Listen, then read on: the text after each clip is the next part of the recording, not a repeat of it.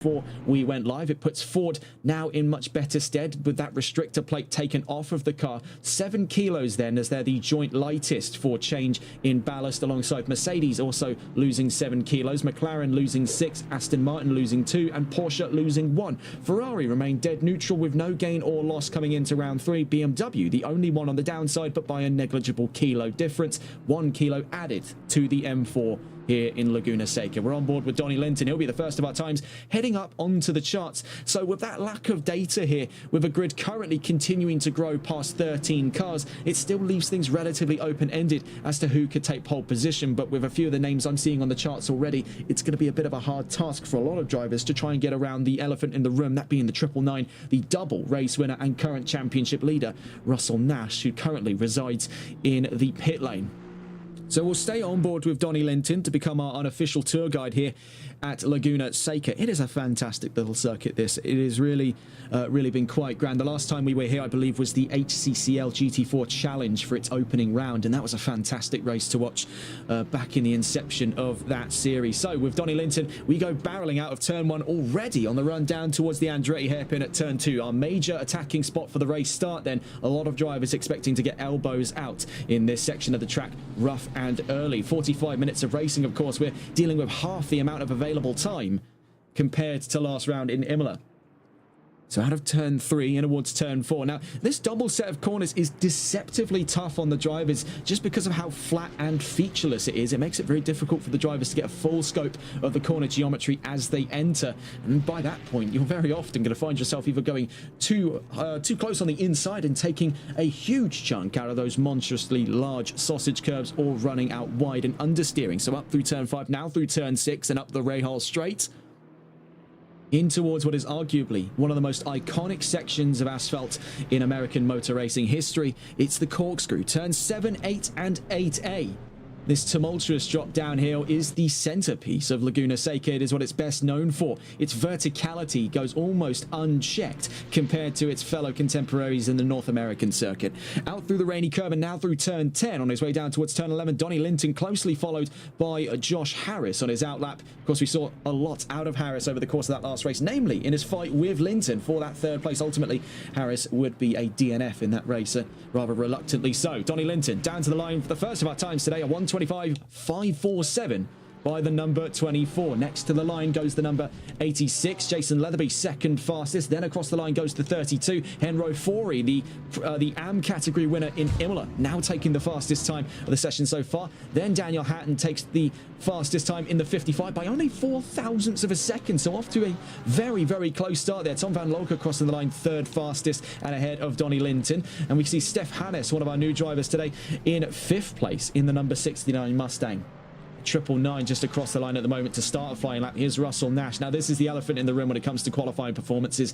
We may know him as Russell Nash. We may also know him as Just Boris. It doesn't matter what series this man competes in. He is a serious heavy hitter when it comes to qualifying. Very often is it, and he's got one of the highest percentile rates for pole position. I don't have the exact figures right now, but I can count the amount of times he's not taken pole position on both hands.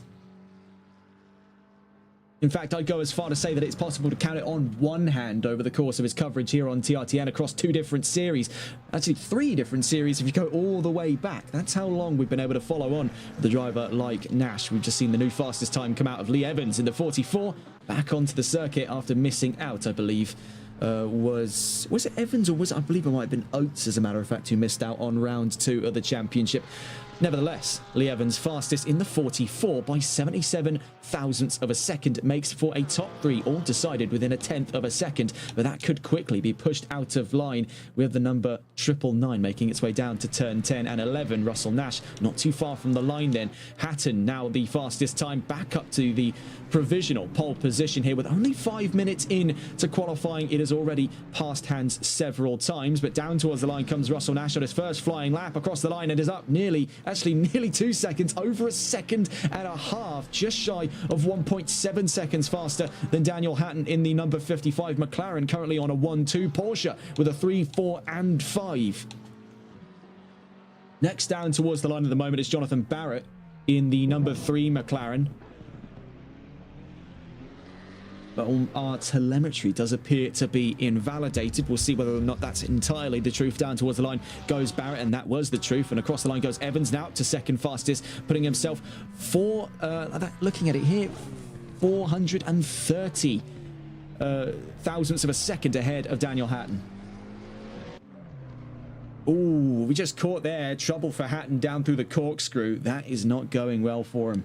That's going to be quite a recurring theme over the course of today's race, even though much, much shorter than what we saw out in Imola. A lot of drivers do expect to get sideways and do expect to see some races end down through turns 7, 8, and 8A. Josh Harris across the line, 7th fastest in the Verstappen.com clad 401 Ferrari. Behind him was the 24 and the 86, the number 24 being the... Actually, just double checking our notes here. Yes, the number 24 being the likes of Donnie Linton, the number 86 being Jason Leatherby. We also just saw a shift in times there. Donnie Linton now, I believe, down to 6th as Tom Van Locker. Yes, so down to 6th as Tom Van Locker takes the 2nd fastest time, now forcing a wedge between the two McLarens that previously occupied that front row. And you can see it's even closer between the two Porsches on the end of that podium. Between Van Locker and Evans, you're talking a gap of about, I want to say here, about 25 thousandths of a second. So that is remarkably short of a gap.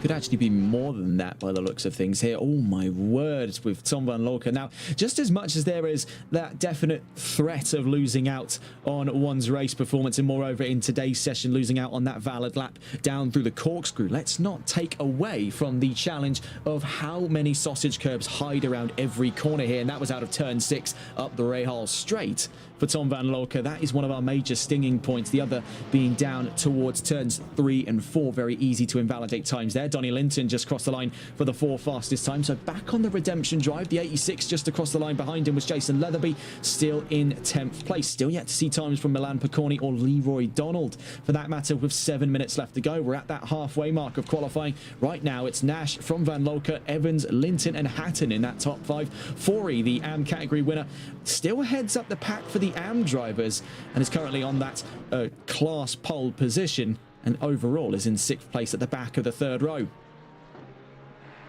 The 44 is next onto the line here out of turn 10. We're following with Lee Evans. Now, looking at the times there between himself and Tom Van Locker, that is remarkably close. That's 32 thousandths of a second. Now the gap between himself and Van Locker across the line, that was enough to clear, but he's only up and ahead of Van Locker by, looking at it there, 3 thousandths of a second. Is one of the closest gaps on the field so far. Actually, I say that as if there isn't one right behind. Hatton v Linton, that's 2 thousandths of a second we're talking there between 4th and 5th. So that 2nd row is incredibly tight. The 22 next to the line. Let's see if we can catch on board here. The 32, my mistake. That was Henro Forey across the line. Behind him was the 21 of Jonathan Curran across the line. We've just seen up across the line was the 401. Josh Harris now up to 4th place, pushing Linton down and putting himself ever closer to the 2 Porsches up on the podium. Right now, no one seems to be able to budge within that 2nd barrier to Russell Nash in the McLaren, leading this qualifying session with just under 6 minutes left to go here in round 3 of the championship.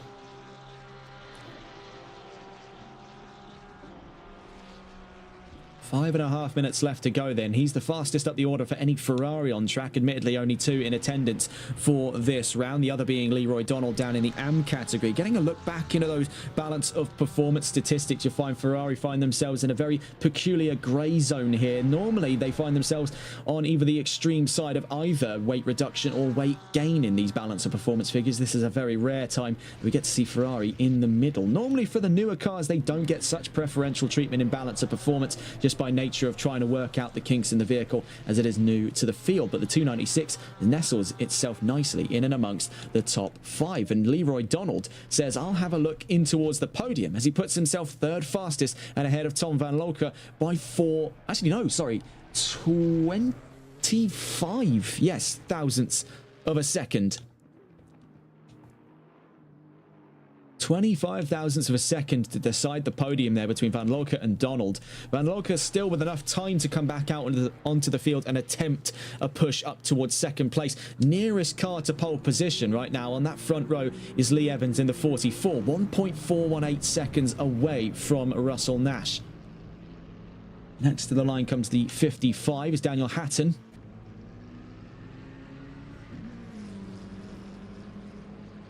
Across the line there, 6th fastest now with 4 minutes left to go.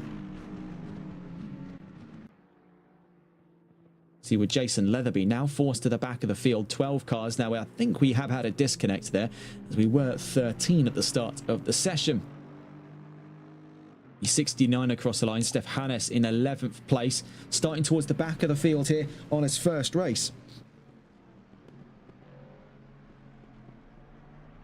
Number 14 next crossing the line, that'll be Leroy Donald. 1.613 away. Now he's not too far out from being near Evans, but he's really got to focus on opening the gaps up to Van Lorca because he is still very, very vulnerable to losing out that podium start. We've seen already the fighting tenacity of the number 14 back in Imola. He would really pick and choose his fights when they arrived. He was definitely playing for keeps over the course of that 90-minute race. We'll see now as he's right in the thick of that fight up front as to whether or not he can hold his nerve against the pro drivers surrounding him. Josh Harris up to second fastest, then pushes even further ahead of Lee Evans now for that bid of the front row.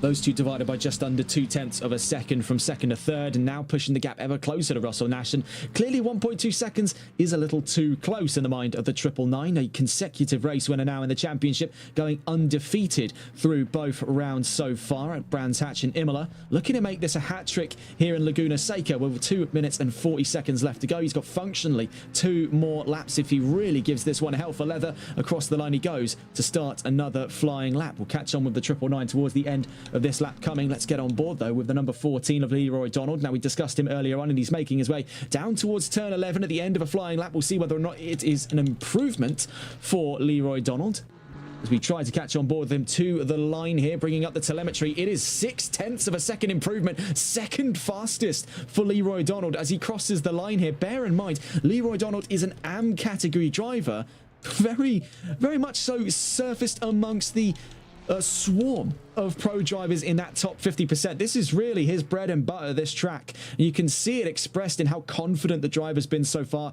for the number 14. He puts himself ever closer to breaking that ceiling of a sub 1 second time to pole position. We'll see whether or not that stands the test of time. The 999's down at the corkscrew at the moment. We'll catch on with I almost said just Boris. They're so used to calling him by his online alias, but we'll catch on with Russell Nash in a moment's time. As we see next to the line, the number 55 of Hatton having trouble out of turn 11. So only one more lap left in the bag here for Hatton. He'll be starting it on a bit of a downturn as he's lost a lot of that momentum that he otherwise would have kept out of turn 11. It's going to start him off on a low note here, but it could be the kind of confidence he needs. And getting to the line then, will it be an improvement? A 1:22.512 to be across the line? No, for Russell Nash. So one more lap left to extend the margins here. Everyone is getting closer and closer to being sub-second to his fastest time. The real question therein remains, will anyone be able to shatter the second barrier and moreover be on the charts to take pole position today? Down to the line goes Leroy Donald, and he does the unthinkable there, putting himself 0.3 ever closer as the only driver on this grid to be within a second of the fastest time today. And bear in mind, I want to continue to stress this point going forward. Leroy Donald competes from the AM category. It is amongst the land of the giants here, up in pro, up on the podium, and moreover, up on that front row. So this is remarkable stuff we're seeing so far by Donald. Next to the line comes the number 3.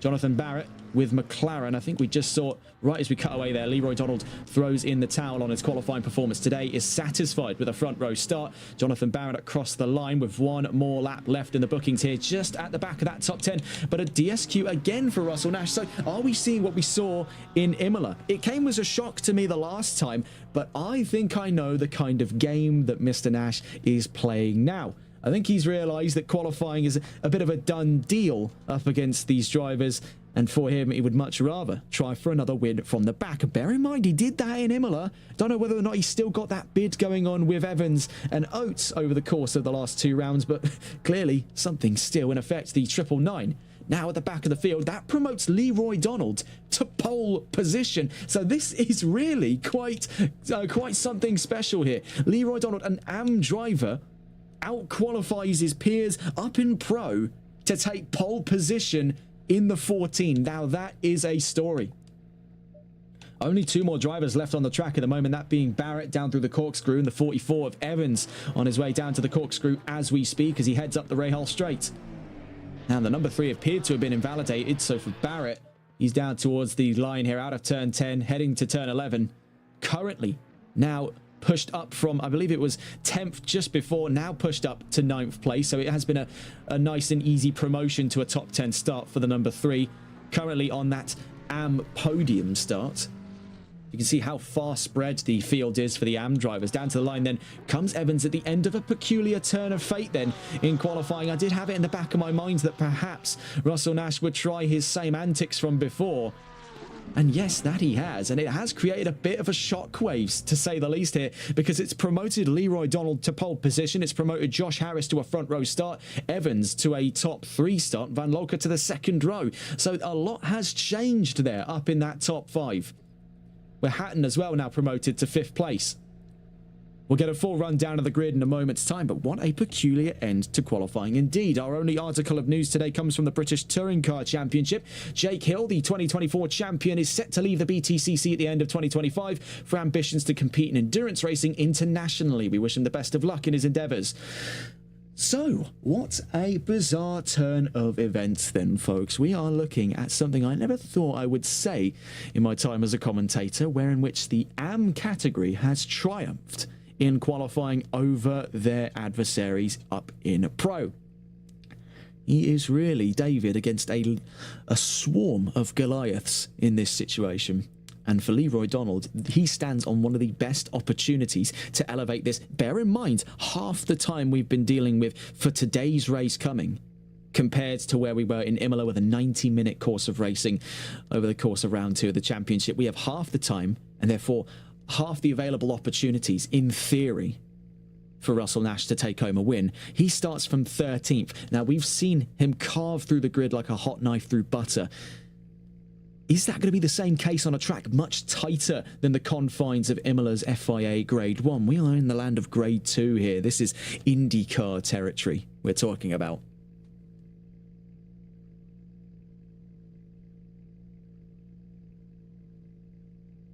So we'll be on to that discussion, the grid, in a moment's time. In regards to previous wins, it's been decisively so a one-man show up front, being Russell Nash for the last 2 rounds. Getting into our grid then for round 3 of the championship, a smaller 6 either side of it, 12-car grid for round 3 of the championship, and heralding the front row is Leroy Donald in the number 14 Ferrari, and it's an all-Ferrari front row with Josh Harris and the 401 up in 2nd place. It's an all-Porsche 2nd row with Lee Evans 3rd and Tom Van Locke in 4th. McLaren furthest up the order now. In the top 5 is Daniel Hatton, up ahead of his contemporaries at McLaren, Jonathan Barrett and Russell Nash. More on those two in a moment. Rounding out that 3rd row then, Donnie Linton in the number 24, and then onto that 4th row, it's Henro Fori, last round's AM category winner, and Jonathan Curran in the number 21 for an all Porsche 4th row, just like how it's an all Porsche 2nd row there. Looking down to the back of the top 10, we have Jonathan Barrett in the number 3 and Jason Leatherby in the number 86 Aston Martin. Then on that 6th row, Steph Hannes on debut. Russell Nash starts from the back. This is going to be an interesting one, folks. At a track like this, on a grid as small and as dense as this one, because we've got a lot of talent very close to one another here for this championship round. As we saw over the course of qualifying, we were talking thousands more so than hundreds, more so than tenths, more so than seconds. So this is a very close field. Drivers that know each other like the backs of their hands. These are drivers that have walked the walk and can feasibly talk the talk. 45 minutes lay ahead of them here at the WeatherTech Raceway, Laguna Seca, a track that has gone by many names over the years, but is one of the cornerstones of motor racing here on the American West Coast. Monterey is known for quite a few things: stunning vistas, rolling forests, farmlands, rich culture, and of course, who could forget white-knuckle motor racing. And today, it hosts round 3 of the championship. As we wait to see here, we've got about 3 minutes left to go. We'll leave you with the grid for just a moment here. We'll be back in just a moment's time.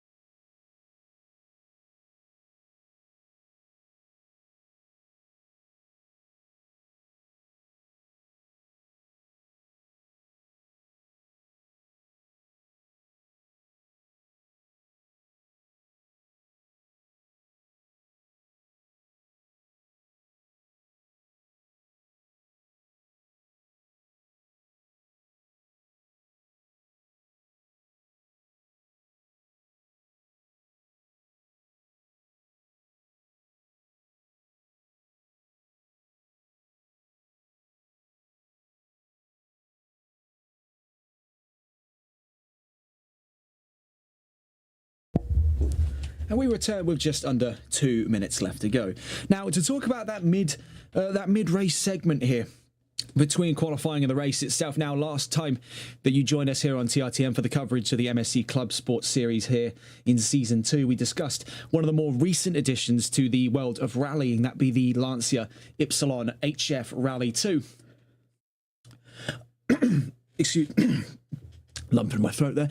Just wanted to quickly discuss then the more recent news coming out of the world of LMDH. Now that comes from Ford, of course, set to join in 2027. They announced that they will be running their LMDH program in-house, and this has been quite a ripple effect when you consider that the greater majority of Formula Hypercar and LMDH is run through proxies, it's run through other companies besides the manufacturers themselves. Now, that's not to say there aren't any that are run by the manufacturers themselves. Look at Alpine and Peugeot, for example. They run through the manufacturer themselves. But then even your more popular brands, Ferrari operate through AF Corsa, Porsche operate through Penske, Aston Martin run through the heart of racing. And what this gives is not only those teams that already have a very rich talent pool the opportunity to move into prototypes, it also manages to offset some of the labour required on running the team itself. Now, of course, with Ferrari, it's a lot more involved, and I imagine with Ford going fully the way of a full manufacturer support system, rather than relying on, say, for example, Proton Competition, who they've helped with the GT program for the Mustang. This is definitely going to be a lot more involved for Ford coming into 2027, as we've also got the news as well that joining them in 27, of course, is McLaren, and they've already announced they'll be running through United Autosport. They've already got the infrastructure underway, testing those drivers, set to drive later in the decade down in LMP2 at this time. So this is going to be an exciting turn for Ford in the world of endurance racing. We'll talk on that another time, on another day, as we get into the formation lap here for round 3 of the championship. On with Leroy Donald then for an all-Ferrari front row here at Laguna Seca.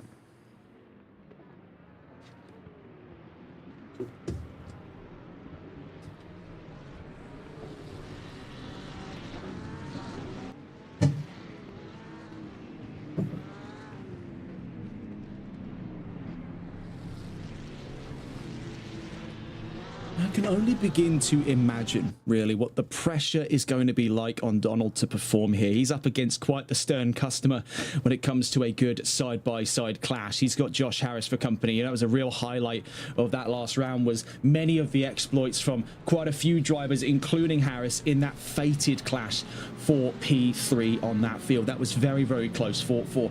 Meanwhile, it was up the road, really, for Neymar, who led that charge. And Harris, of course, clashed with Neymar as well. There was a lot going on the podium. Ultimately, by the time Russell Nash had arrived, it dithered down to a fight of P3. We'll see what they can do today then with a much more challenging, let's say it, track ahead of them, and with much narrower corners to play against. Looking further around that field, of course, Josh Harris on the front row. Looking further down the order, we can see what is effectively the danger zone here on a 12-car grid. This is the run from 6th to about, I want to say about 6th to about 10th here, maybe not 11th.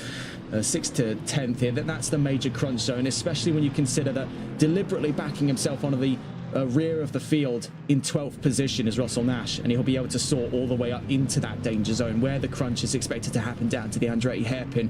Very rare is it that we end up in that area without any kind of door dinging, side-by-side, wheel scraping, bashing, rubbing, what have you. You can see on that all Porsche second row, Lee Evans and Tom Van Lorke. We saw what Van Lorke was capable of. I believe we saw Evans not too long ago in this series. This is going to be quite exciting for the pair of them. We'll get on board, though, as we can see just in the background as well. That's the number 32 last round's AM winner. And you can see quite a distance from his comrade in the AM category, now heralding that front row. Leroy Donald then heads up the pack as we start the formation process. 12 cars, 6 either side of it here at the Mazda WeatherTech Raceway Laguna Seca.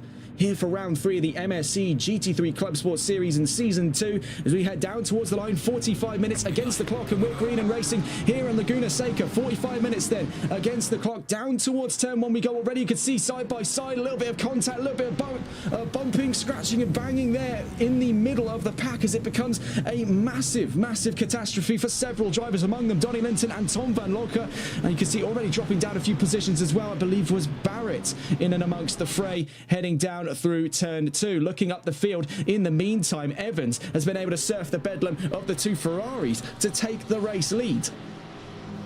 In our efforts to try and figure out what happened down the order, it was just the right kind of conditions, the perfect storm as it were, for the 44 to usurp the race lead off of Donald and Harris.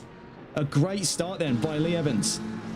Henro Fori up to 4th position. Behind him is Daniel Hatton, and there's Russell Nash already. We thought it would have taken a little bit longer here for Nash to work his way through. He's definitely been aided by the incidents further down the line. You can see Barrett spinning out at turn 6, I believe, aided a little bit there by the presence of Donnie Linton. Those two very close to one another on their way out of turn 6. Looking now with Russell Nash as he sizes up Daniel Hatton, his fellow McLaren, as we head out of the rainy curve at turn 9. So a very hectic start by all accounts. Very hard to keep your eyes in one place here, as we already see more problems arise, this time for the 24, that being Donnie Linton, seemingly in a very early retirement to this race. And there goes Linton, a disastrous start. We saw it spurred on by events further down the line. Among them was a slight knock that ended up in a fishtailing event here for the 79 of Tom Van Lorke, who has surprisingly been able to survive with only minimal damage to the nose of his Porsche. Speaking of Porsches, heralding the lead of the race right now is Lee Evans. Leroy Donald now having dropped down to 3rd place behind Josh Harris, and still ahead of Henro Fori, Russell Nash and Daniel Hatton. Henro Fori, though, is running into trouble. We can see that Porsche is all over the shop in terms of desync. There's definitely something awry for the 32. We're on board here with Russell Nash down towards turn 5, side by side further up the order there. That was for Leroy Donald. He runs all the way out wide, ends up just blocking the right of way there to the right-hand side of the track for Russell Nash. That does not stop the 999 from going up the inside out of turn 6. Up the Rahal straight we go. Further down the line, we can see a big crunch on its way here between Steph Harris, Jonathan Curran and Jason Leatherby on their way to the corkscrew. It's Aston Martin from Porsche, from Ford. Barely anything between the 3 of them as they head down through turns 7 and 8. Now to turn 9, Leatherby emerges the fastest of the 3, puts 1.2 seconds on Curran and Hannes. Hannes getting up past Curran all the way through turn 9. The 2 still side by side on their way to turn 10. Right behind them is Tom Van Lorke on his way down towards turn 11. Could it be 3 abreast? Not if Hannes has anything to say about there. That covers off the nose of the 79, allows the 21 up to the inside though. So this is very close stuff here in the charge for 8th position. Steph Hannes really in the thick of it on his first race in MSC. Down towards turn 2 then we go at the Andretti hairpin. Currently holds his nerve ahead of 2 Porsches charging at his rear, the 21 and the 79 of Curran and Van Lorke. We'll catch on with those 3 in a moment's time as we take a look up the field at this time. After that incident for Leroy Donald, he drops behind Nash and now Hatton as well, down to 6th place. It's into the wall there for Leroy Donald. It has been a disastrous opening 5 minutes for the 14. Started from pole and now finds himself looking at the back of the top 10. That has really not gone his way at all. It promotes Henro Fori to the podium. Russell Nash up onto the second row now. We're on with Josh Harris, who's lost 2.2 seconds of time away from Lee Evans. That number 44 has took the baton and ran with it from the race start there. To pity we couldn't catch that move into the Andretti hairpin. We were trying to dissect what on earth happened before we'd even crested turn 1. Hopefully we will still yet capture an opportunity such as that. We're on board right now with Russell Nash eyeing up Henro Fori. He's up on the inside at turn 11. He's done that very, very tidily. Gives him the space on the exit. Oh, it's nearly contact. I think it was, as a matter of fact. Very hard to pick that one apart. Let's get a look at it on the replay, as we did see the Porsche jitter about a little bit down into turn 11. You can see he did leave that one very, very late then on the exit. Oh, and maybe not have been too much space there. It's really hard to tell because you can't see a definitive point of impact. The borderline between that being desync and being a case where he's not been left enough space is very, very thin in that assessment. We can see right now there's a little bit of jittering as well for the 55 and the 999 surrounding Henro Fori's Porsche. The bottom line at the moment is Russell Nash is up to 3rd. Josh Harris currently 2nd and 2 seconds away from Lee Evans. So that's your current top 3 after 5 minutes then. It's Evans from Harris, Nash, Fori, Hatton and Leatherby. Daniel Hatton, he's had a very covert performance so far. The 55 has been able to surf a lot of the bedlam that's gone on around him to keep himself in a solid top 5 position. He could yet find himself up into the top 4, and really, should anything go nuclear further up the line between Harris, Evans and Nash, could even find himself eyeing up the back of the podium in the next couple of laps here. Looking further down the line here, Jason Leatherby still under siege by Porsches, this time having swapped hands for 7th place. Tom Van Loker now ahead of Steph Hannes and Jonathan Curran. Down towards turn 11, will Van Loker be looking for the inside? He does position himself for it. We know how good the Porsches can be on the brakes, and that was very neat and tidy for the 79. Now comes the question, can he outrun that 4-litre twin-turbo under the bonnet of Jason Leatherby's Aston Martin? As we head over turn 1 in towards turn 2, in the background we can see right now Steph Hannes v Jonathan Curran, the 69 and the 21 down to the Andretti hairpin. The Mustang takes things a little bit wider than he'd like to at the start of turn 2, then at the exit tidies things up and keeps himself ahead of the 21. Looking here, Tom Van Loker got that move in nice, neat and tidy out of turn 11. My word, did you see that snap there? Corrected by Hannes in the 69. That was incredibly sharp on the Mustang. Looking further around the field, we can see the gap getting tantalizingly close now between Nash and Harris. In control for 2nd place, and by proxy that draws him ever closer to Lee Evans, who's had a cropper here because he's lost a lot of time out to the Ferrari, and by proxy the McLaren, as we now find ourselves in a potential 3-man fight for 1st place. Let's get on board with Josh Harris. Finds himself at the epicenter of fighting once again here in this series. On his way out of turn 10, now towards turn 11. This is the fight of the race lead we're talking about between all 3 of the podium occupiers. The 44 from the 401 very nearly contact the 999, started from 12th, right now in 3rd. Oh, what has gone on there for Josh Harris? A very early run into turn 1 actually knocked him off of the wall. It's contact between himself and the 44. It's all gone nuclear here. Could it be the perfect opportunity for Russell Nash? Very nearly finds his way to the inside of the exit of turn 1, would be to the outside as it's 3 abreast down into turn 3. My word! And it has gone absolutely white hot between those 3. I should correct myself. It was out of turn 2 into turn 3. It did go 3 abreast. And the moment I saw that that was on the charts, I knew it was far too late for these drivers. Heading into turn 3, ping-ponged off the 44, slams almost nose to door there with the 999. With Josh Harris now down in 5th, that puts Nash down in 4th place. Hatton now up to 3rd, Fori in 2nd, Evans still leads.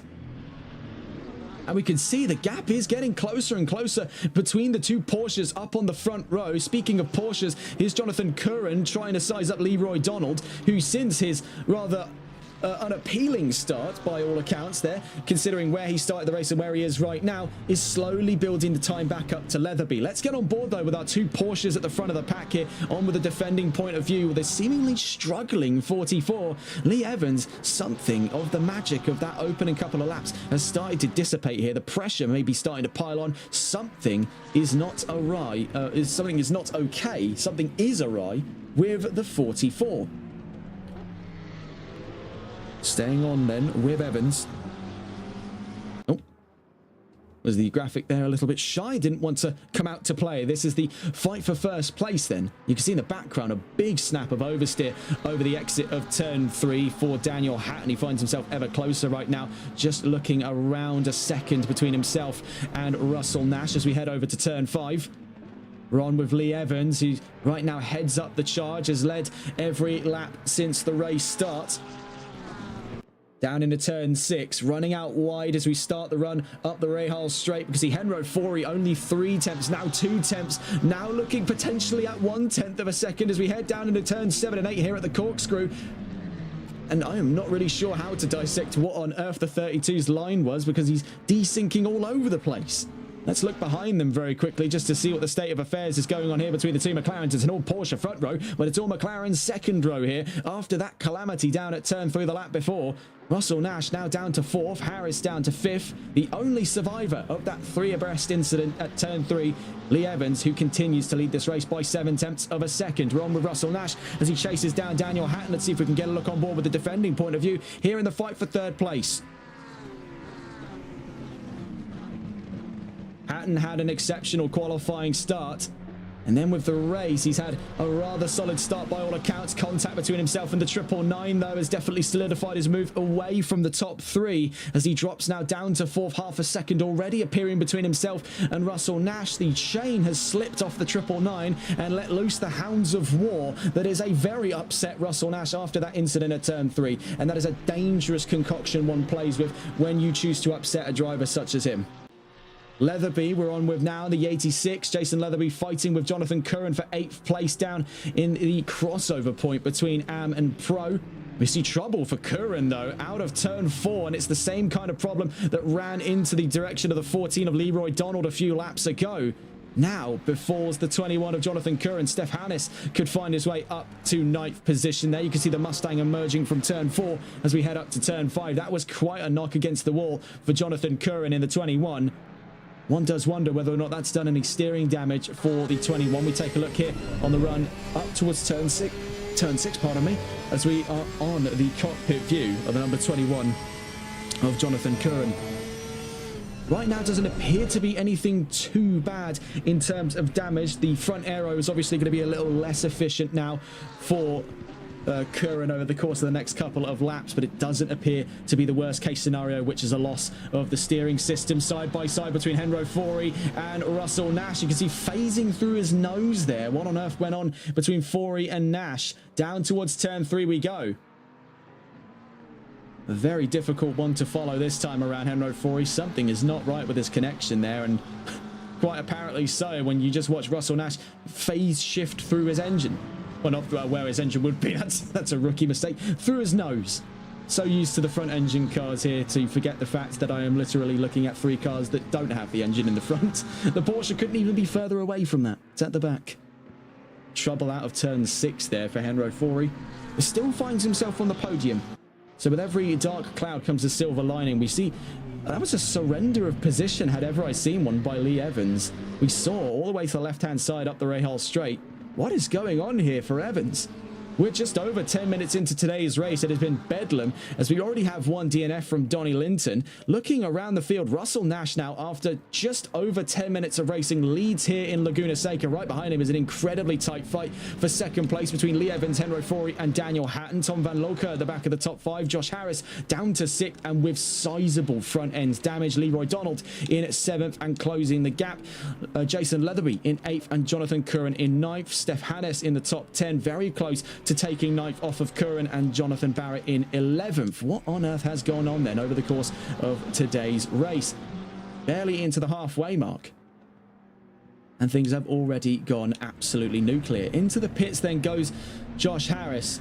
Rather unsurprisingly so, given the state of affairs on that number 401. Could that be an indication of a retirement, or is he going to get this one to the checkered flag and pick up some solid points by the end of today? That is really the question on the table here. You can see that the team seems to have patched that Ferrari up in almost record time. He's just going to sit in the pit lane now until he's allowed to be released. Now we look back on board with the race leader. Now, since taking the lead here in Seca, he's put 1.6 seconds up the road from Evans, who now has to size up how does he go about defending from a very hungry crowd of drivers backing onto him from that top four. Henry Fori on the back of the podium, and Daniel Hatton eyeing up a podium finish today in the 55. Tom van Lorca not too far away, but has got a lot more time to clear than his adversaries inside the top four.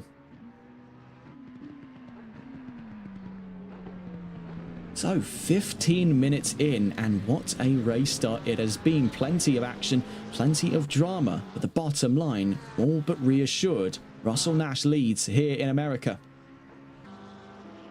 Now, I want to catch on board with Daniel Hatton because I get the feeling he's going to be able to have a much better opportunity coming into the next couple of laps compared to the two Porsches in front of him. And it just seems to be a case here that the Porsches are struggling for tyre life. Now, of course, these are among the more aggressive setups you'll see over the course of the season. They're only gearing up for 45 minutes of racing. And what that does mean is the car can be a little bit harsher. They can afford to run that sometimes unnecessary risk in the eyes of most teams, but in this situation they've got very little time, so they need to make the most of it, which means you have to run those more extreme setups. And for the McLaren, we know for the most part it can definitely take the punishment, as already proven in the last race and today's race so far by Russell Nash in the 999 720S. So for Daniel Hatton, he's got a lot of potential in the next 29 minutes of racing. But that first hurdle still lays just about a second in front of him. That's the 32 of Henry Fori. Now, we know something's not 100% right with either of those two Porsches, but he's got a limited window here. I'd say probably feasibly talking 5 or so laps to figure out how he can get the leg up on these two Porsches before they disappear. You can see with Evans, he's already spooling up to carve out a sizable gap to Fori and Hatton. And so it still puzzles me what the thought process was of the 44. He's got no reason to shift position on the road over for the race lead. Was it a case where he realized that fighting Russell Nash may have been a bit of a futile effort at this time, given that he was already fighting the machine that he currently is behind the wheel of? We may never know the real answers to that question. These two don't have any team allegiances. There's no indication of there being a team orders type structure in place between the 999 and the 44. We do know that these two have shared a grid several times, so whether or not it's a sort of personal camaraderie amongst these drivers, we may never know. The 32 having a bit of a stutter there. Henry Fori is battling not only with his machine, but battling with his internet provider. On his way out of turn 5, now to turn 6. We will catch on with him in a moment's time. Right now, we're going to catch back on board on a fight further down the road. This is between Jonathan Curran and the new driver of today, Steph Hannes, in the 69 Mustang. Down out of turn 3 we go, on our way to turn 4. Both drivers there with religious commitment to avoid that inside curb, just because of how lethal it's been over the course of practice, quali, and now the race today. Down towards turn 5 we go, both of them struggling for front end grip. Now, we must consider as well, as is usually routine here in the races at Laguna Seca, we are in a bit of a dust bowl area of Monterey County. It can get incredibly hot on track. The Californian sunshine is brutal, and it is not particularly kind to FIA Grade 2 tarmac. Down out of the rainy curve, turn 9. Now comes turn 10. We're still on board with Steph Hannes. Taking a look around the field, though, because that gap between Fori and Hatton, we'll be keeping an eye on that one. It is getting closer and closer and closer. Now, there's another elephant in the room I want to address, and now that's for Curran v. Hannes, because Barrett is slowly creeping into frame here. We now have 2 DNFs, the other being, I believe, Josh Harris. Yes, as we are now without a Ferrari on the field. The only Ferrari remaining started from pole position. Leroy Donald on the slow crawl back to a potential top 5. He's about just under 5 seconds away from Tom van Lorca in the 79. Bear in mind, he's got sizable nose end damage from being caught up in the incident from the start of today's race. Hatton getting much closer now to Fori, so we will cut. Oh my goodness, very nearly missed out that. trouble out of turn 3 before the 21. Curran drops position to Hannes.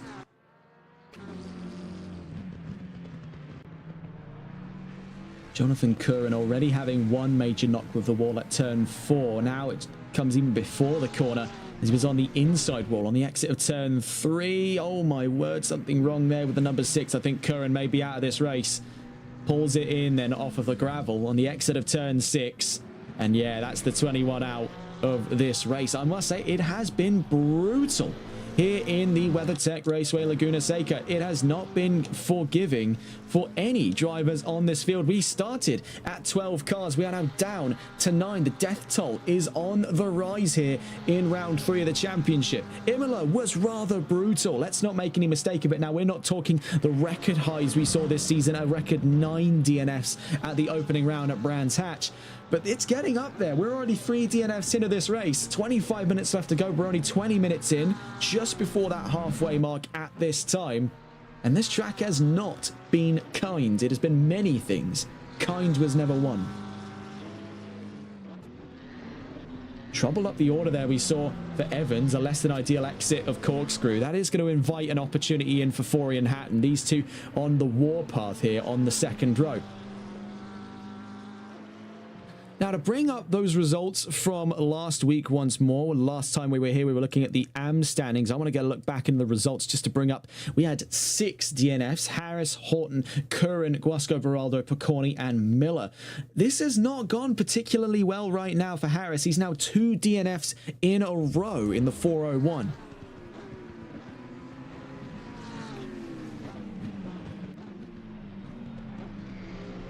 Looking right now, still with Forey and Hatton. That fight between Curran and Hannes obviously now dropped by the wayside. That puts Hannes in a bit of a precarious spot here. He's about 4 seconds thereabouts up the road from Jonathan Barrett, and he's also about 7 seconds down the road from Jason Leatherby. So he's in a very lost spot here at the back of this remaining grid. This is the closest fight on track at the moment between Henro Forey and Daniel Hatton. See if we can catch on board with the attacking point of view in this fight here. So we do want to see, and I did say this before, Hatton has got, of that top 4, besides the elephant in the room being Russell Nash, he has got a lot of potential to emerge on the front row today. Evans has definitely picked up the pieces from what was a bit of a less than ideal just before the halfway mark endeavour in this race. We can see all manner of stuttering now for Henro Forey, and it's looking a bit ugly here in terms of server connection. Now, it's been on the fritz over the course of the last hour, and looking at it here, about hour and I want to say about 30 minutes thereabouts. Hoping, you know, fingers crossed, touch wood, we can get 23 minutes, 40 seconds more racing before we suffer any kind of catastrophic server issue. Now, this is G Portal Heritage out through turn 1 on our way to turn 2.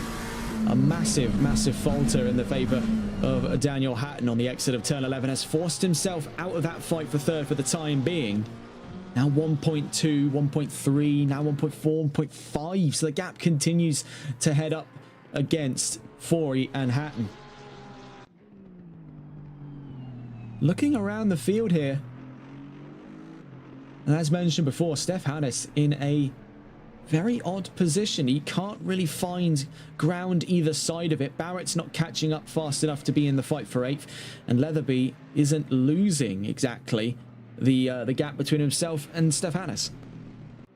Those two stuck in and around 5 seconds. It's worlds apart for what is only really in effect a few seconds on track.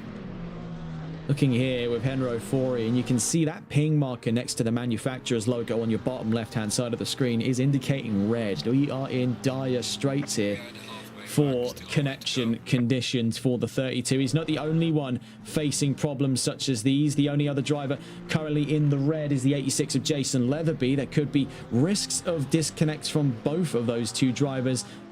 And that would be a mighty unfortunate way for one's race to end today. for Daniel Hatton. He is getting closer and closer here, but we'll have to cut away because the number 69, Steph Hannes, is in trouble. This is on the exit of turn 5 on his run up towards turn 6. Now getting on board with the 69. Is there damage over the nose? Doesn't appear to be the case this time around. So he's gotten very, very lucky there. A little bit of damage over the rear bumper. Nothing too much to report over the front. And I believe that could have been spurred on by Barrett because he's dropped back behind Hannes. So could there have been some kind of incident involving the number 3 and the number 69? It is very, very likely. Up towards, looking at it here, turn 5, it has been a massive shift in fate for Lee Evans. I swear, we are actually cursed here in this race coverage. I've never felt so blind over the course of one broadcast. Every time we look away from what's going on inside of the top 4, something happens here. And Henro Fori's now up to second. Daniel Hatton's in third. The bottom line is Lee Evans has dropped from 2nd to 4th over the course of turns 3, 4, and 5 over the course of lap 16. 21 minutes left to go then. As mentioned a little while back there, we're over the halfway mark into this race, and we are about to see a fight for third place here between Lee Evans and Daniel Hatton. There's only 9 cars left in today's race. Now we're getting nowhere near the 6 DNFs we saw in Imola or the 9 DNFs we got in Brands Hatch before it, but we are currently on 3 DNFs here. So we are following in a pattern of 3 reducing over the course of the first 3 rounds, with any hopes we get to round 4 and we don't get any DNFs. That would be quite a treat indeed. Right now, Russell Nash leads with the fastest lap. Henro Fori in second, Daniel Hatton third, Lee Evans in 4th, and Tom Van Locher in the top 5. Leroy Donald 6th, Jason Leatherby 7th, Steph Hannes in 8th, and Jonathan Barrett in 9th. Most recent set of events to have happened then, there was a incident involving the 69 and the 3, that being Hannes and Barrett over the course of turn 6, and more recently therein an incident for the 44 of Evans, now having dropped behind Hatton and Fori. And that incident seems to have spurred on Henro Fori's performance here. He's been able to open the taps up over a second between where it was before. It was about 0.4 of a second between himself at the best of times to Hatton. Now has put a second on top of that. It's a spin for Daniel Hatton. We did say it was going to catch someone over the course of this race, and it has befell the 55. Daniel Hatton spins at the corkscrew. That has gone horribly, horribly wrong for him there. Fortunately, emerges with no major damages. You can see coming out of turn 7, hooks the nose in and the back goes light. By that point, he's a passenger in the 55. Fortunately, re-emerges with no major damages, but is now backed into the iron sights here of a fight going on for 5th place. Tom Van Locher versus Leroy Donald. There could yet be a third combatant in this fight in a moment's time. We're with Van Locher. You can see Donald not too far away, still fighting, clawing, scratching at redemption for a top 5 finish after the way things have gone. He started from pole. Can he yet finish inside the top 5? There is a great opportunity for it. 19 minutes left to go here in Laguna Seca. The fight on for the top 5. There could yet be the fight for the top 4, with Daniel Hatton dropping back behind the podium. Henro Fori second, Lee Evans in third. Russell Nash leads the charge, and he's put 2 figures on it, nearly 15 seconds up the road from Fori on the exit of turn 6. So we're on with Leroy Donald, and we'll stay on with Leroy Donald on what could yet be the fight for 4th place. Right now, he's feasibly in the fight for the top 5 as he chases down Tom Van Locher.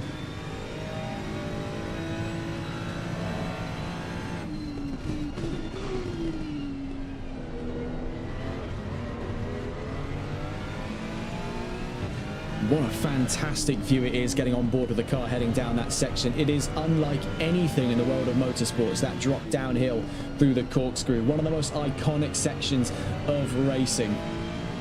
I'd say it's definitely up there. I don't know how hot a take this could be, but it's definitely up there for one of the most iconic corners in all of motor racing, up there with the likes of, say, for example, Eau Rouge and Radion at the Circuit de Spa-Francorchamps. We're seeing here up the road a little bit of contact between Hatton and Van Locher. We're on with Leroy Donald. Those two are side by side in control for 4th place. What can Leroy Donald do as he's all the way out back? There is contact once again, is almost brake checked through turn 2. Is Daniel Hatton by Tom Van Locher. Van Locher's up to 4th. Hatton's down to 5th. Here comes Leroy Donald looking for the inside. It could be contact between himself and the McLaren. It's so incredibly close on the exit of turn 3 as we head up turn 4. He's now eyeing up the back of that McLaren. Daniel Hatton will not be happy with the way things just unfolded over the course of the start of lap 19. As we head into turn 5, we're still on board with Leroy Donald. We'll cut away from him, though, as we want to get the point of view here of Daniel Hatton, who I must imagine right now is seeing red over that 79 of Tom van Locher. That was definitely a bit cheeky. What on earth happened down to the Andretti hairpin? There was a little bit of a bump and scrape up through turn 1. It's very easy for drivers to get tunneled in and not pay attention to the track parameters heading up through there. It does tighten massively. Drivers do tend to forget to leave any kind of space. Daniel Hatton, though, is on the retaliatory on his way down towards turn 10. He is looking to take revenge here on a move against the 79. Right behind him is Leroy Donald and gets the better run of the 3 down towards turn 11. Up the inside on Hatton is Leroy Donald. Could he make this 2 positions as Hatton is forced all the way out wide at turn 11? My word, what a return back into this fight by Leroy Donald.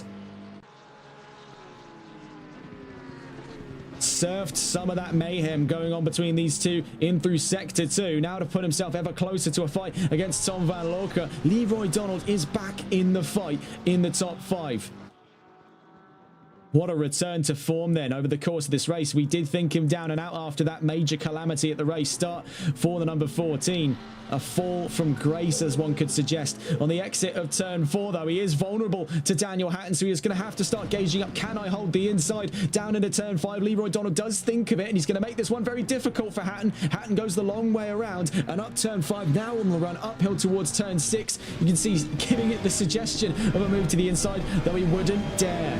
Up the Rahal straight we go then. Leroy Donald could put this side by side, but it would be functionally suicide to attempt it. Not that that's going to stop him. Up the inside. Oh my word. What has gone on there? That is bizarre.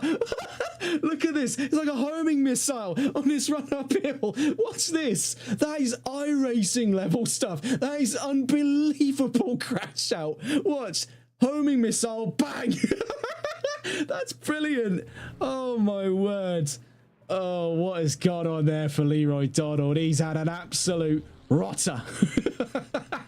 That is the most bizarre thing I have ever seen in my entire life. Oh, you have to give me a second. That is absolutely unprecedented. That is, I can't tell, I can't tell. Is that a crash out of the ages, or did he just not have any brakes over the crest? He did think about it, but there's going for the inside, and there's whatever that was, doing his best impression of the AIM 9X Sidewinder. What on earth was that? My word. So let's pick up where we left off, I suppose. Russell Nash leads the charge with Henro Fori in second. Lee Evans right behind him, looking for a challenge back up to second place. Daniel Hatton in 4th. Jason Leatherby 5th. Leroy Donald, the homing missile of this race, in 6th and potentially out of this race. Stephanis 7th. Jonathan Barrett in 8th, and also out of this race as well was the victim of that frankly brutal collision from earlier on.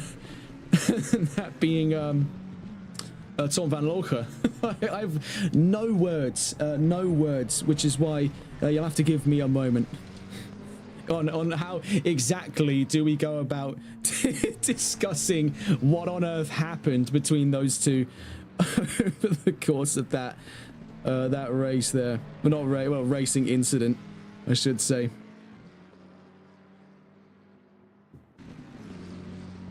So looking around the field here, Evans right on Fori.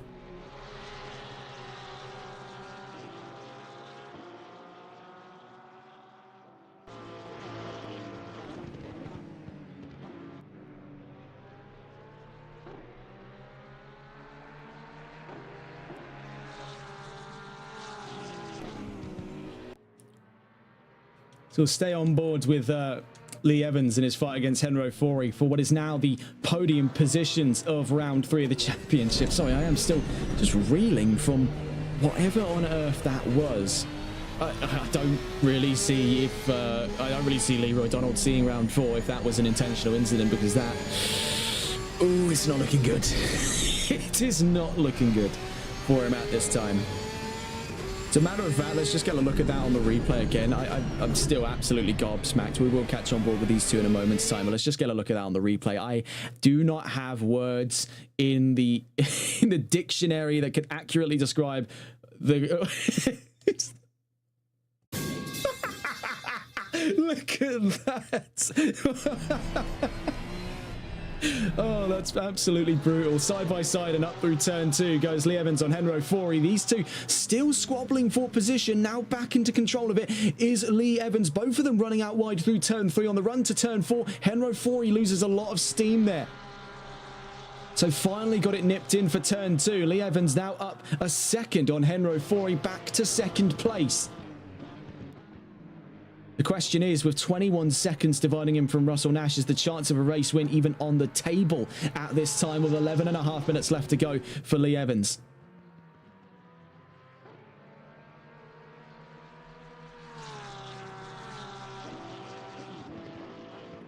Looking around the field, I have no idea how he's managed to get that car pieced back together, but he has, and Leroy Donald is back on the field in currently 8th position. Jonathan Barrett now 2.1 seconds is closing the gap in to Steph Hannes. Now these two somehow implicated in an incident earlier on today at turn 6.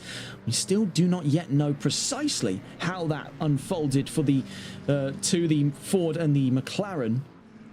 Bottom line now, after the absolute madness this round has given us, they find themselves in 6th and 7th place. Let's get on board though with the two Porsches as I spy with my little eye a little bit of an advance up to position here for Lee Evans and Henro Fori. Half a second now between the pair of them. Now it's a major attacking spot. We saw on the lap just before we caught the trailing end of it up the inside of the Andretti hairpin was Lee Evans on Henro Fori. Could there yet be the opportunity for some fight back here? Now we know that Lee Evans is not infallible over the course of this race. He has ran into his fair share of stability problems in the 44, but so too could be said of Henro Fori. These two are skating on ice when it comes to the performance of these Porsches in the hotter than preferred conditions here in Monterey County, California. They are really up against it. They're already in a car that's twitchy by default. Then you throw the advent that the tires are much easier to cook out in the hot conditions here in Monterey, and you've got a recipe for disaster.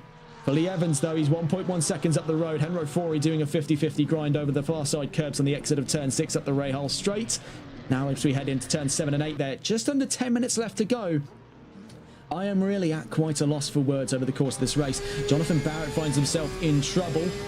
Quickly rights himself, though, after turn 9, now out through turn 10.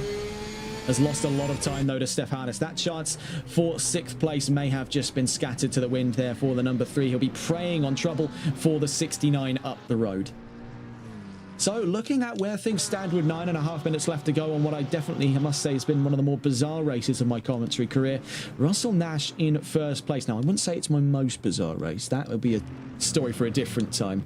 Russell Nash leads the charge ahead of Lee Evans and Henro Fori. Daniel Hatton in 4th. Jason Leatherby up to the top 5. Steph Hannes in 6th. Jonathan Barrett in 7th. Leroy Donald in 8th. Death toll in this race up to a staggering 4.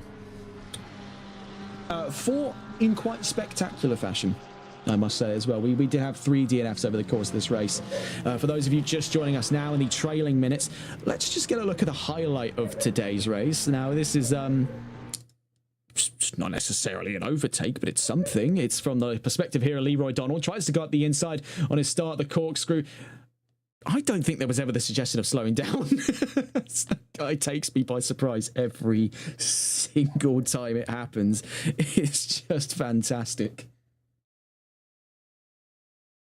I mean, how really does one describe what has gone on there? It does definitely look intentional. I really don't know what else exists to say of an incident like that. We can only just keep showing you what has happened today, as that is definitely among the most bizarre things I've ever seen on my screen ever. 8 minutes left to go then. Lee Evans 1.6 seconds up the road from Henro Fori. For Russell Nash, it's looking at a hat-trick of victories here, and following on a more recent strain of doing these races from the back of the field. Now, we saw the first of it on our screens in round 2 at Imola, where in which 90 minutes separated him from the back of the field to the front for a second race win in a row, continuing to open the taps on his championship lead. Now he's looking at a hat trick and continuing on that strain of events started from the back of the field, though admittedly on a much smaller grid, only 12 cars involved in today's race, and now even less so when we've dropped 4 vehicles out of today's race and are down to only 8. Russell Nash, though, has cemented himself imperial amongst his contemporaries here in MSC.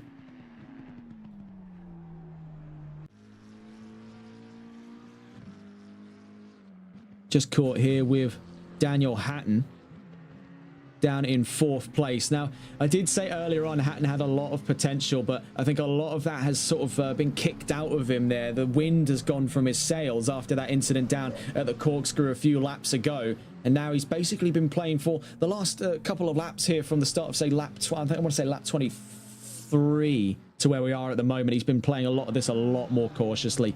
And up the road, Henry Faury and Lee Evans have been inseparable since they've gotten up and ahead of the McLaren.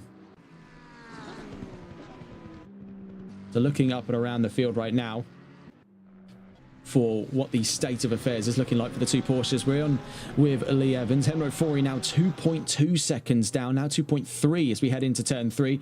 Up the road there, that's Steph Hannes. Now, I think for all intents and purposes here, I think Steph Hannes has had a pretty solid race. He's just been able to keep himself out of trouble. He's not had to really do too much in the way of things here. He's had his fair share of fights. He's had maybe a prang or two. He's had an incident down at turn 6, but by nature of just being on track, keeping your head low, keeping out of trouble, picking up more data as you go along, learning the car, he's actually been rewarded by just being out of that danger zone, by being out of the way to the point where he can pick up P6 in this race. And bear in mind, Stefano started towards the back of the field. He started 11th, so he's up 5 positions from the race start. So with 5.5 minutes left to go, really, you can't scoff at the performance that he's had today, because he has outlasted the greater majority of today's grid.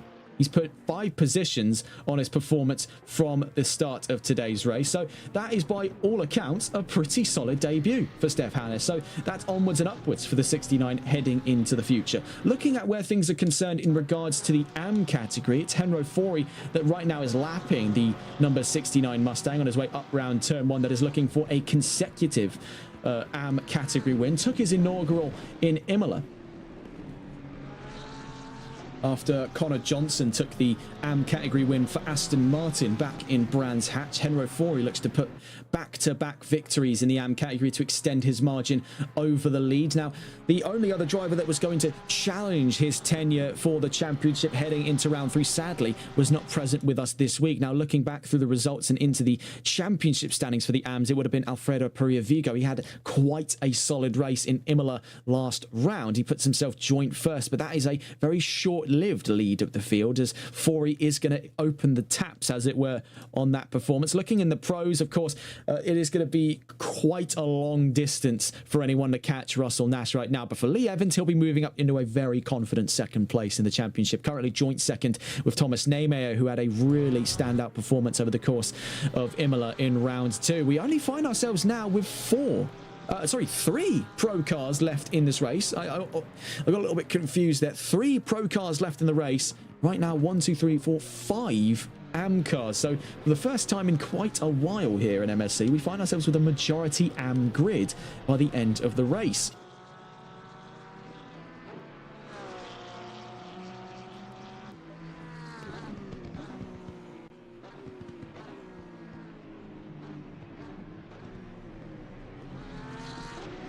So with 3.5 minutes left to go, functionally 2 more laps left in the tank here, Russell Nash has not got a long way to go before he finds himself in a hat-trick of victories in what has definitely been quite outstanding conditions here in the Mazda WeatherTech Raceway Laguna Seca.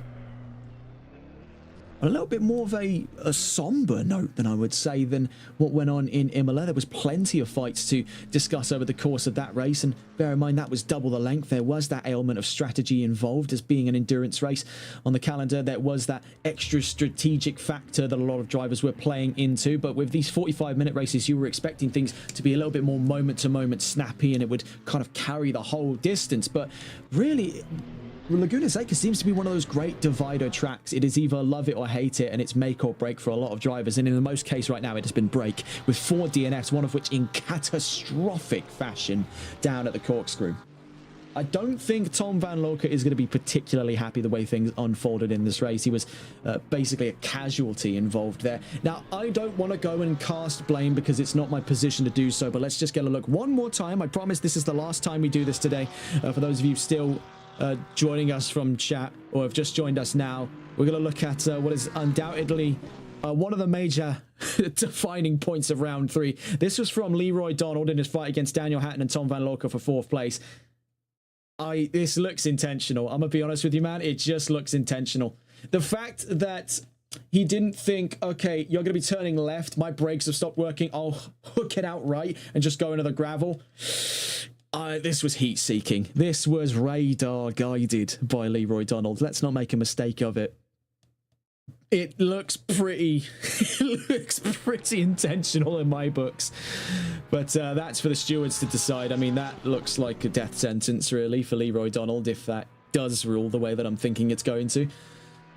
But really, with not much else to discuss in the race, that is going to be a bit of a defining controversy for the next couple of rounds to follow. We have seen before a inflicted was it crash or ramming incident as it were live on air, but they are so far and few between. I can name the amount of them we've watched on air in GT racing here on TRTN, even over the course of our operations before the inception of TRTN when I was still doing commentary for TRR. I can count the number of times this has happened on one hand. 3. This being the 3rd ever that I've seen of a pretty premeditated attack on track. Now, I can't guarantee that for certain, but the camera angles are not making this look particularly good for him.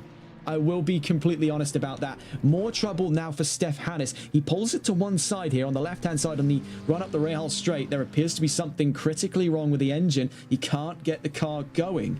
Now, could it be an engine problem or could it be a hardware problem for him? We've seen drivers run into hardware problems over the course of these races before, but Steph Hannes, stuck at the side of the road here, could lose out position in a moment's time to Jonathan Barrett.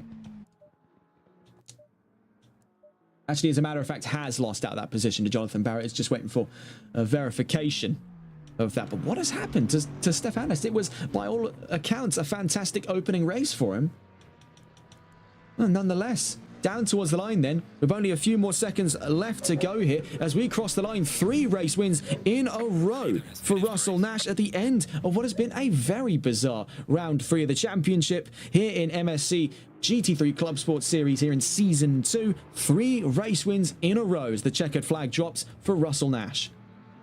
Into the line, Lee Evans out of turn 11 here will extend the margins up into 2nd in the Pro Championship after being joint 2nd for the course of round 2 into round 3.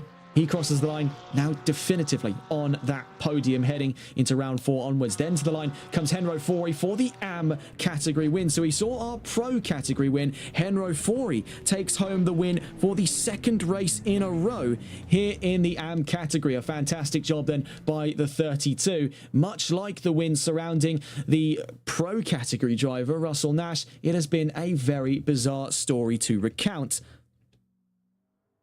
Then looking further around the field, Daniel Hatton 4th. Jason Leatherby up into the top 5 then has surfed the madness to put himself in a very good point scoring position. He's 5th overall and on the podium for the AM category. For the Pro category, it's all of just the finishing drivers to be on the Pro podium, that being Lee Evans and Daniel Hatton. Down to the line then for the last of the AM podium, Jonathan Barrett in the number 3.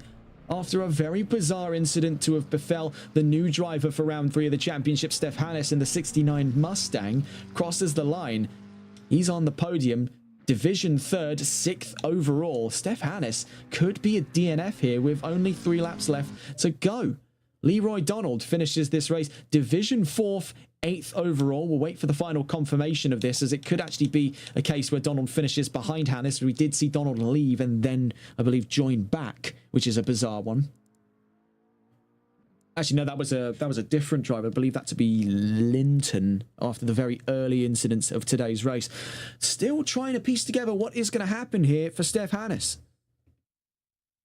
You see here with the 69 stuck on the exit of turn 6 on the run up the rail straight to turn 7 and 8 at the corkscrew. He's stranded on the left-hand side of the road, seemingly unable to get going for whatever reason. The Mustang has come to a stop on what is currently 7th overall, but could be reduced because he's not actually crossed the checkered flag yet. Leroy Donald seems to be cemented for 8th place. We'll see whether or not that prevails over the course of the next couple of minutes, as now we see to the line Hannes maintains 7th, Donald in 8th, and a mighty death toll indeed. 5 cars if you include the DNS for Milan Piconi and the 29 BMW, but among them Linton, Harris, Curran and Van Lorca. That is a bizarre race then, folks. I'm not really sure what to say, if to say anything at all, as really... that was something. That was something here in Laguna Seca. Great racing for the most part, and a lot to pick apart. I think for a lot of drivers here, it's going to be a sit down and a bit of a talking to over the course of the next couple of races, really, as to what precisely has gone on here, because I lack the proper vernacular to describe it. Well, the bottom line is another victory for Russell Nash and another AM victory for Henro Fori. A fantastic job then for the podium finishers in both categories. Lee Evans in 2nd in Pro, I should say, and Daniel Hatton in 3rd in Pro, 4th overall. And then in 5th overall, in 2nd in class, Jason Leatherby, and Jonathan Barrett 6th overall and 3rd in class in the number 3.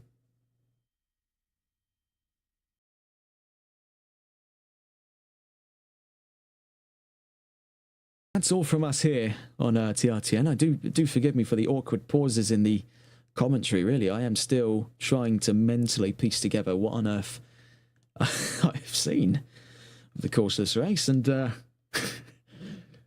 it was something. It was something. Maybe not quite Imola, but it was something. That's all from us here on TRTN. If you're going to be joining us next for another MSC race, we've still yet to necessarily book that one in, but we will be staying on board with this fantastic championship. And it's definitely been one of the more interesting ones I've taken under my belt. We're here in Seca for round 3. Shows up on here as round 5. Now just do a little bit of mental gymnastics with me here as Hungaroring in Indianapolis. What is previously round 1 and 2 has now been moved to round 9 and 10 underneath where Kyle Army and the Nordschleifer would be, as they had server problems in the opening fortnight of racing here in season 2. So our next destination will be the new round 4 at Suzuka for a 90-minute endurance race on the 10th of October. We may see you there, but right now, nothing is written. That's all from us here on TRTN. Have a wonderful rest of your evening. Take care and good night.